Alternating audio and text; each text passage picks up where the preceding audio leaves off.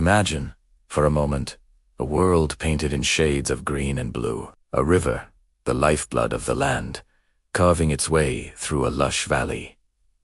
For generations, Tees was Oma, a place of abundance, where laughter echoed, and the hunt was always successful. This was the world our ancestors knew, the world they believed would last forever. But the earth is a restless giant, and its moods are ever-changing. The rains, once as reliable as the rising sun, became a distant memory. The vibrant green slowly faded to a brittle brown, and the mighty river, their source of life, shrank to a mere trickle, Beneath leaving behind a scarred, cracked bed of mud. The silence in the valley was deafening, broken only by the whispers of the wind and the worried murmurs of the tribe. The elders, their faces etched with the lines of countless seasons, looked to the sky, their prayers unanswered. The hunters returned with empty hands, the tracks of animals having long since disappeared. The children, once full of energy, grew quiet, their eyes wide with a question their parents couldn't answer. What happens now? Survival, the most primal instinct, took over.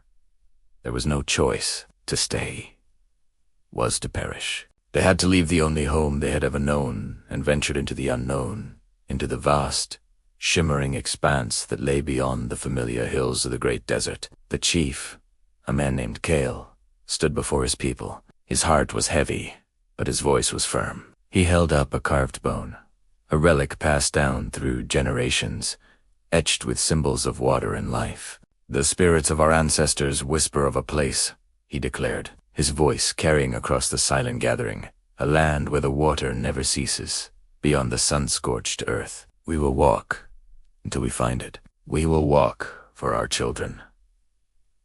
With that, the journey began. A line of families, carrying what little they could: water skins, stone tools, and the heavy weight of hope, turned their backs on the valley of their birth and took their first steps into the desert. The sun was a relentless eye in the sky, beating down on them, turning the sand into a searing griddle. Each day was a battle for survival. The desert was a landscape of stark, brutal beauty. Towering dunes of golden sand shifted and reformed with the wind, creating a constantly changing maze. Mirages danced on the horizon, promising water and shade, only to vanish into thin air, mocking their thirst. The first few days were fueled by determination. They shared stories of the old world, sang songs of the river, and clung to the chief's promise.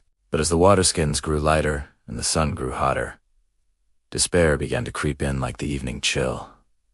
The weakest began to falter. An old woman, her strength finally failing, sat down in the sand and refused to go further. "My journey ends here," she whispered, her eyes fixed on the horizon from which they came. "Leave me. Save the children." It was the first of many heartbreaking choices they would have to make. The tribe was not alone in this desolate wasteland. The desert had its own inhabitants, creatures hardened by the harsh environment. One evening, as they huddled together for warmth, the howl of a pack of giant hyenas echoed through the dunes. The hunters, armed with spears, formed a protective circle around the women and children. The fire, their only shield against the darkness, flickered and danced, casting long, menacing shadows. The snarling beasts circled, their eyes gleaming in the firelight. A tense standoff ensued, a primal test of courage. It was a stark reminder that they were intruders here, and every step was fraught with peril. They survived the night, but the encounter left them shaken, their nerves frayed. As their journey stretched into weeks, the social fabric of the tribe began to tear. Tensions flared over the dwindling water supply. A single spilled drop could lead to a bitter argument. Friendships forged over a lifetime were strained to the breaking point. A young hunter, driven by desperation, tried to steal an extra ration of water in the dead of night. Was cowed. The tribe gathered, their faces grim in the moonlight. In the old world, the punishment would have been exile. Here, exile was a death sentence. Kale had to make a decision, looking at the young man's terrified face, and then at the weary faces of his people. "Chose merci." But his message was clear. We survive together, or we die alone. There is no other way. This crisis, though terrible, served to remind them of their shared humanity and their dependence on one another. Just as their hope was about to be extinguished completely, they found a sign, a small, withered tree, clinging stubbornly to life in a rocky crevice. It was barely alive, but it was something. Beneath it, a series of faint, ancient paintings on the rock face. The symbols were unfamiliar, yet they depicted a herd of animals moving towards a cluster of stars. Kale and the elders studied the markings for hours. It was a map, left by people who had walked this path long before them. It pointed not to a river, but to the sky. Following the star pattern was a leap of faith, a gamble with the lives of everyone he held dear, but it was their only chance. That night, they looked up at the cosmos, not with despair, but with a renewed sense of purpose. The stars were no longer just distant points of light. They were their guides. They traveled by night, guided by the celestial map, resting during the brutal heat of the day. The journey was still arduous, but now it had a direction. One morning, as the first rays of dawn painted the sky, the landscape began to change. The endless sand gave way to sparse, hardy shrubs. In the distance, they saw it. It wasn't the grand river of their memories, but something far more precious.